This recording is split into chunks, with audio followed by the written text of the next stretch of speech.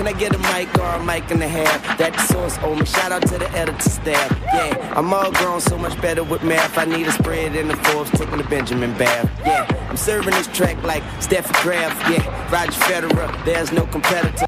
Urban Tennis, episode 45, the Ugly Shorts edition. Welcome back, everyone, to the Urban Tennis podcast. I'm your host, joined by my co-host. How do you do? Pretty good. French Open all over, all told. Enjoyable one? Yeah. How's it not an enjoyable one? Exactly. I don't think you can complain. We have so many stories and topics to talk about. First, we're going to start off with Serena winning her 20th, but possibly her toughest Grand Slam. If you saw her play, you would be a believer.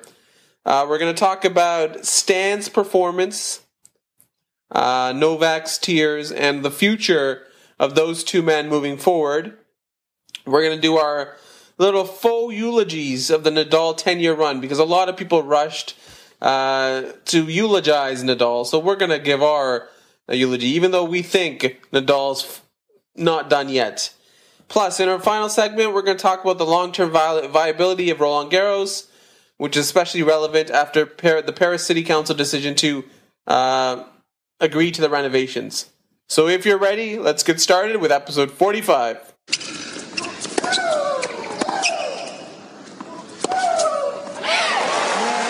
After surviving multiple three-setters and the flu, Serena Williams still somehow won her third French Open and 20th Grand Slam this past weekend.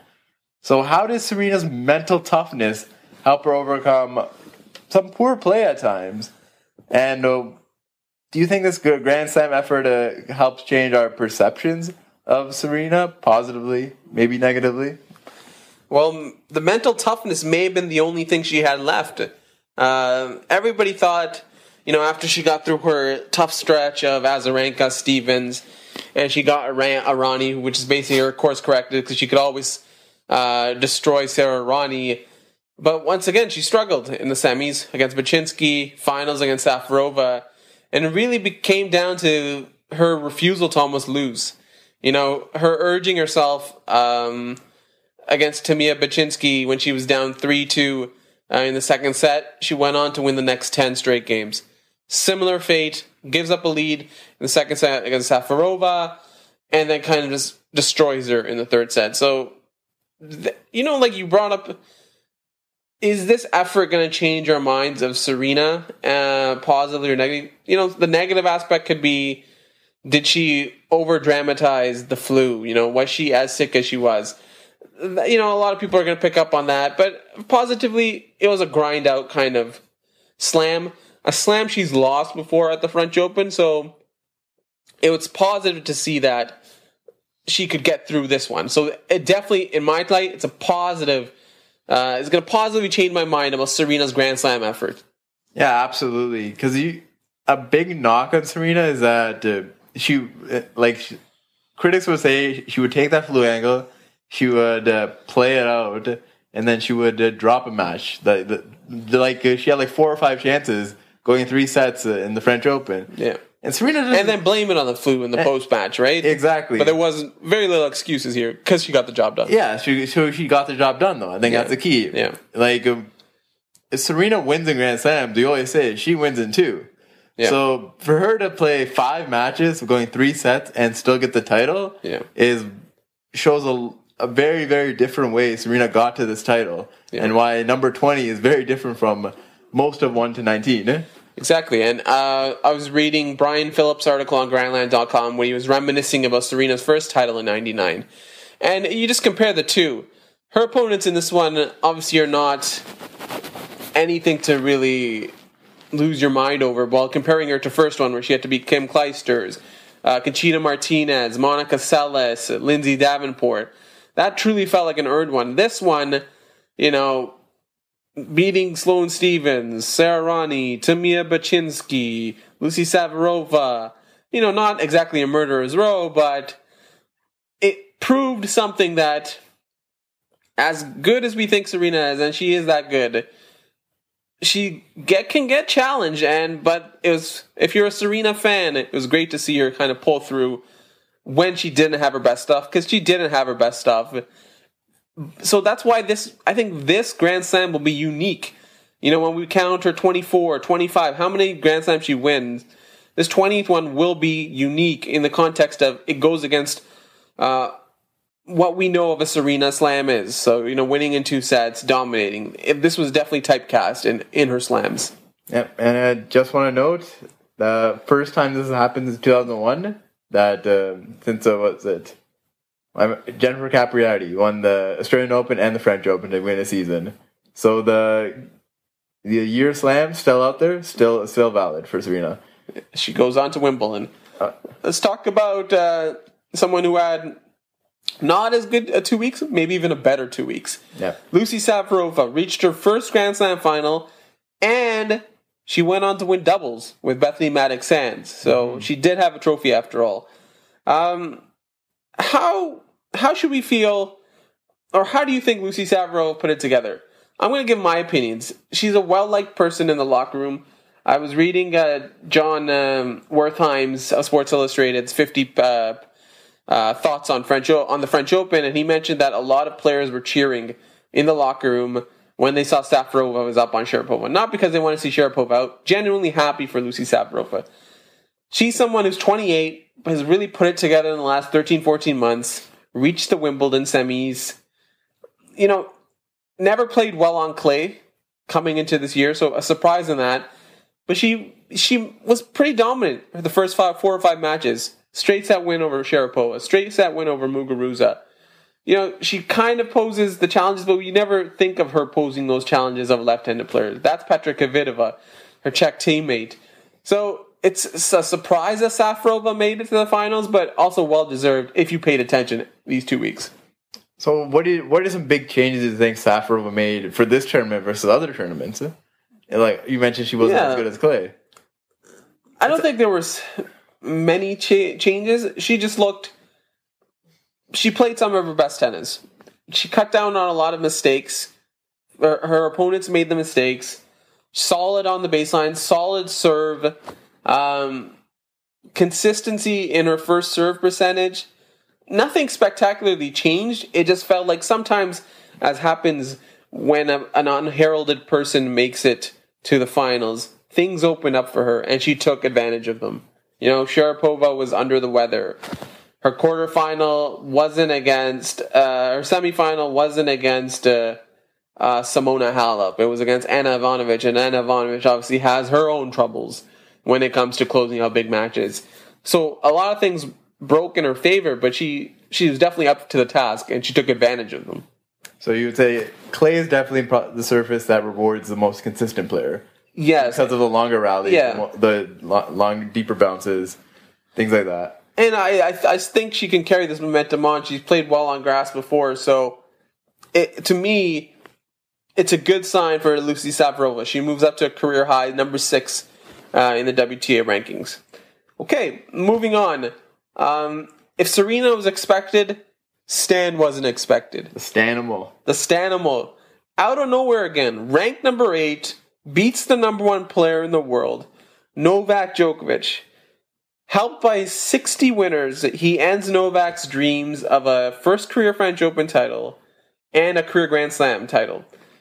We'll talk about Novak beating Nadal a little later, but what do you think we've learned this second time around? You know, many people labeled Stan as a one and done, a one-time wonder. Did we learn anything differently after this run than we thought after his first run last year at the Australian Open? Well, there was one stat that came up which is most telling, is for the first 40 matches of his career, something like 1-39 against the top 4 players in the world. Yeah. And in his last 10... Yeah, so that's Federer, Nadal, Djokovic, and Murray. Yeah, so the big 4. Yeah. So, in his last 10 matches, he's been 5-5. So really the key is, Stan still had his spells of inconsistency, of course, between his Australian Open win and this Grand Slam, of course. Right. Yeah. But put him up against any of the top players, and now he knows how to win on any given day. He may be the most capable player outside of the top 4, and I think he's proven it to beat the top 4. Yes. I agree. Consistency hasn't been there. You know, outside a win over Nadal in the tune-ups. Didn't have a great tune-ups. But he has a set of weapons, the backhand, the forehand, where he can generate easy power, is a good returner, is able to hang in rallies with a Djokovic and a Murray, can really force Federer into uncomfortable positions and really out-backhand Federer. Somebody who does the one-hand backhand even better than Roger Federer. So I think we've learned that if you want somebody to beat these four on a regular basis, maybe not regular basis, but Stan is definitely the most capable. Yeah. And I think that's what some people didn't believe after the first one, when they thought that Nadal was less than 100% with his back, and that win was not really indicative of anything. But we've noticed since then that it's indicative that he can play with these top four. Yeah, I think Stan is kind of like a throwback to a tennis player of 10 years ago. Where this is the type of guy who would have 2, maybe 3 slams at this point. Right. But it's just that in this current era that's been going on since about like 05, 06, we've had these players who dominate not only all the Grand Slams, they're dominating all the Masters events too. So there was less room for a player who can show up at certain times but isn't there all the time. Yeah. So a good example is like probably Leighton Hewitt. Leighton Hewitt, of course, he was number 1 in the world. I'll give that to him. But then he had his spells of inconsistency in between. Yeah. But then he still had his Grand Slam. So Wawrinka's a type of player like that, and he doesn't fit the mold of the Big Four. We've been spoiled that the Big Four has been so consistent that you kind of fail to recognize these players that are so capable of winning these matches. But since they're not doing it week in, week out, they're kind of forgotten. I just thought when he won the second one, what was David Ferrer feeling, right? Wawrinka has a second Grand Slam, and he wasn't able to get one in his career. So, folks, send out a little best wish for David Ferrer. It's his countryman, really. It's his countryman. I'll say that.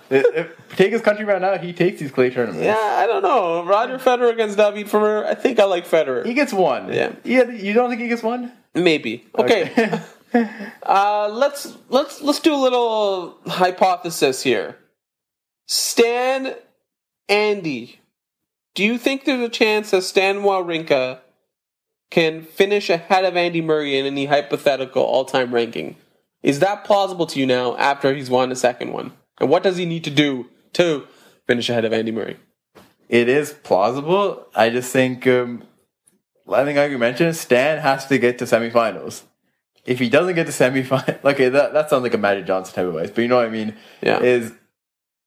You could just semifinals? Doesn't he need to win more of these? He needs to win more of these, but then I feel like if he can consistently get into semifinals, he'll put himself into positions to win these tournaments now because he shows that he can play against these top players now. Yeah, but then also Stan is now nearly 3 years older than Andy Murray is. That's true. Andy Murray has those 8 finals appearances where Stan is only 2.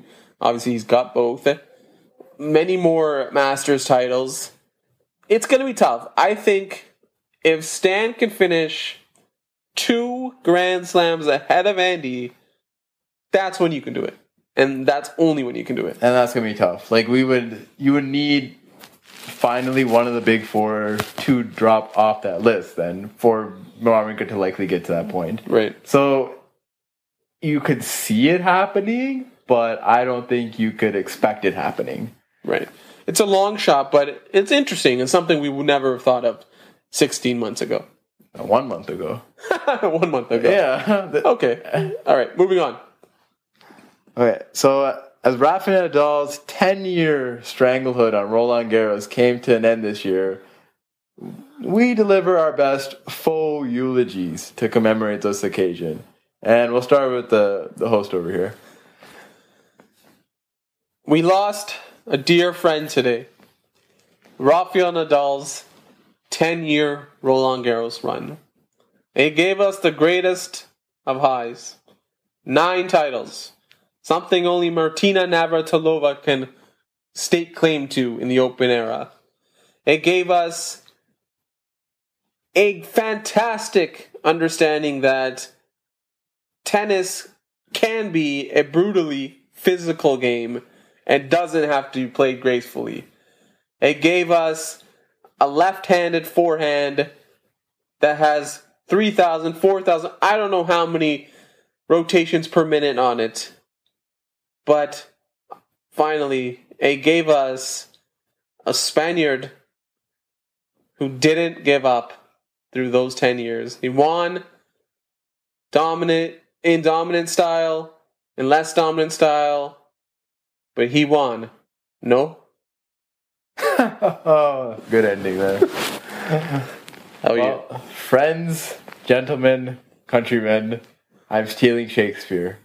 Just like we have seen the end, the greatest end since Lesnar over Undertaker at WrestleMania 30. It feels like it's the end, but then it may not be the end, for we saw next year, unexpectedly, at 31, Undertaker made his return and won. So Nadal, the onus is on you. Roland Garros, 2016. Can you make that return? Can you beat this legend killer, Stan Wawrinka, in the semifinal, the final, the quarterfinal, whatever it is? Take him down and claim your title again for numero uno. Very well put. But all joking aside, obviously we're not ready to bury Rafael Nadal. But can you give us your defining moment of Nadal's 10 years of dominance at Roland Garros? Like, what's the one moment that stands out for you? It's kind of recent, but it still sticks out as one of the better matches I've seen, is the 2013 semifinal between Djokovic and Nadal. Because before this quarterfinal we got set up this year, it was like, this is insane. You have the two best players who are facing off in the semifinal. And it was at 7 a.m. and it was on Tennis Channel of all places on a Friday. So it was definitely disrupting a lot of people to get out of this way and follow and watch this match. Mine is the 2010 French Open, so the year after the Soderling loss. And the finals, who does he get? Robin Soderling. And he left no shadow of doubt that Roland Garros is his ground and that Robin Soderling, you got me once, you can't get me twice. So Rafa Nadal, we hope you're the best. We hope to see you once again contending at the French Open. Okay, our last topic is about media technology, infrastructure. We like to do a lot of real world issues here, and Roland Garros had a eventful 2 weeks on site. We had the first day when we had a spectator kind of force his way onto the court, wondering where the hell the security is again, to get a selfie with Roger. We had the debris incident during the Nishikori Tsonga match. But the biggest stopping point is, after back and forth, Paris City Council did approve today, on Tuesday, June 9th, as we're taping, the right for Roland Garros to build on their site. So Roland Garros will be building a roughly $300 million roof on Chatrier, plus other advancements. Now, we've always talked about Roland Garros as being the smallest of the four venues, and that there's really no room to expand Roland Garros unless they move out into the suburbs of Paris. But even with these renovations, do you think it is still a viable site for Grand Slam tennis, or whatever they do cosmetically, it does not suit the needs of what the future of Grand Slam tennis is? Well, I think it's the most important thing about being a Grand Slam is staying within that major city, because as much as we have our doubts, our criticism about the Paris crowd, if you keep it in Paris, that's where you're going to keep more of the interest in the tournament. I mean, then you could say, sure, it's a Grand Slam, it draws the interest itself, but I don't know if you want to risk that with these French fans. So I think getting that roof on there is definitely going to be really important. Yes, it will cost 300 million euros. Yeah, anybody else can do the math for their own local currency. That is a lot of money. Yeah. But as we kind of saw this year with Djokovic having to go 5 or 2 days because of the match suspended by darkness. If anything, Clay kind of needs lights and a roof a little more than grass, you would say. I think that's the big thing. I don't know why they haven't put up lights. You don't need a roof in Paris necessarily. You can play with a little drizzle. Yeah. Why is there no lights? Because clay matches go on longer than grass matches on average. Exactly. Yeah. Well, there should be no need for Novak Djokovic and Andy Murray to come back another night just because there's an impending storm. If you have lights, you could play these matches much later. Keep these guys out there. Lights should be a no-brainer.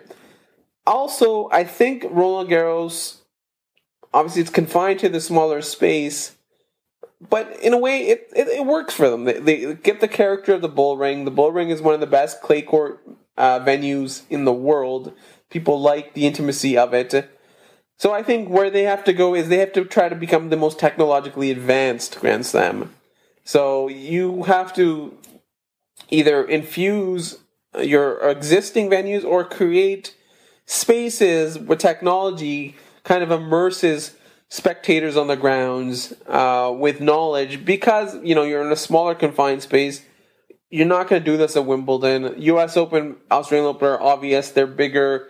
They're blasting information at you. But I think Roland Garros could do that too. So if they can modernize technology with technology, it'll compensate for the less you're not able to have a 17,000 seat modern state of the art venue, and you're confined to Chatrier in its current form. But obviously, Roland Garros renovations will begin. We'll be paying attention because obviously the one venue we like to complain about the most is Roland Garros, and I think this will be a topic again.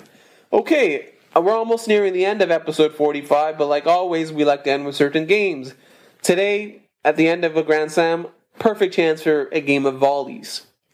So the first one, most encouraging return to a Grand Slam semifinal, Anna Ivanovic or Jo-Wilfried Tsonga? I think it was Jo-Wilfried Tsonga. Ivanovic was more surprising on the context of this year, but Tsonga, because it looks like it could be a turn back to the glimpse of the top player we saw last year during that summer hardcourt swing. I'm going to go with Ivanovic because she's been way longer from this period, and I think it's so close, that she's been so close that she kind of needed this one kind of realization, I can do it. I agree that Tsonga may be more of a threat, but I think it's better for the game overall if Ivanovic can at least get that confidence back in the semifinal. Okay, an issue earlier on in the tournament was Rafael Nadal citing that he didn't want a certain umpire to umpire his match because of issues he had with them at an earlier tournament. Do you feel that players should have any input in the umpires they get? Yes or no? I think absolutely not.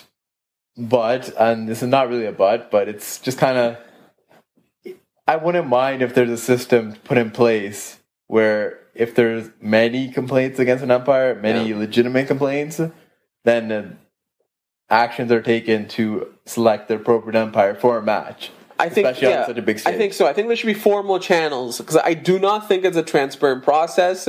This obviously seemed like a back deal kind of agreement.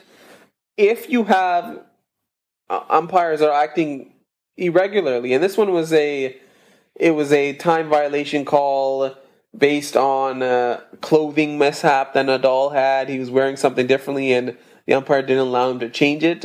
So really something small, but it kind of is an interesting thing with the clash of umpires and these, obviously, the most influential players, the ones that kind of drive the tennis tour. So it's always interesting, but I agree.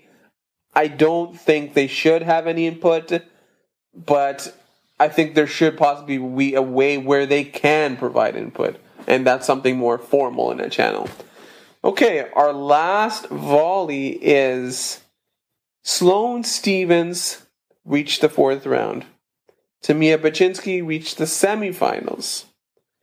We had Alison van Utenek reach the quarterfinals. Do you feel that the women's draw this year is a positive sign for Wimbledon, or is it negative in the sense that we don't know what the hell is going to happen? And that takes away That's tough. Yeah, it's tough. Yeah, I think for now I'm going to say it's on leaning towards the negative side because I think you always like to go into a tournament seeing at least 3 or 4 legitimate contenders on paper. That way it makes it more interesting, more exciting if an upset actually does happen versus an upset. Wow. Sorry, the Blue Jay just walked off for a win. I think you can realize our location. But yeah. 7 straight. Yeah. Wow. Well, I put this question in not because I'm here to criticize that, the WTA doesn't have their best players, but it's really more of a challenge to Simona Halep. Simona, you got to get your stuff together. A lot of this draw opened up because you went out early. So I'm challenging her, I know this is volleys and not challenges, for her to show up at Wimbledon and really play some of the better tennis we've seen from her. So Simona, I want you to come out. I want you to play good tennis. We've already broke a lot of rules this podcast. So okay. Social media highlight of the week. All right. Social media highlight of the week goes to what may not even be social media. Hey, it's on YouTube. It's on YouTube. So yeah, like I said, we're breaking a lot of rules, but this is a mockumentary, so it's not a documentary. Do you want to give the name? It is called 7 Days in Hell. And it's a mockumentary premiering on HBO, starring Andy Samberg and Kit Harington from Game of Thrones fame. And it's about it's a faux documentary about the longest match in Wimbledon history. Obviously, comedic take. And it turns out about a minute long, so really funny. And I'm really looking forward to watching it on July 10th, I believe, or July 11th. July 11th. So yeah. The evening of the women's final and the day before the men's final. We'll post a link. I agree. It looks funny. It could obviously be not, but it looks funny. We'll check it out. And we'll probably review it in an upcoming podcast. So look out for that. Thank you for listening. Download episodes at SoundCloud at the Urban Tennis Network. Listen to previous episodes on YouTube, searching for Urban Tennis. Read articles and find out other podcasts at the Urban Tennis Network at urbantennis.wordpress.com. This has been episode 45, the Ugly Shorts edition.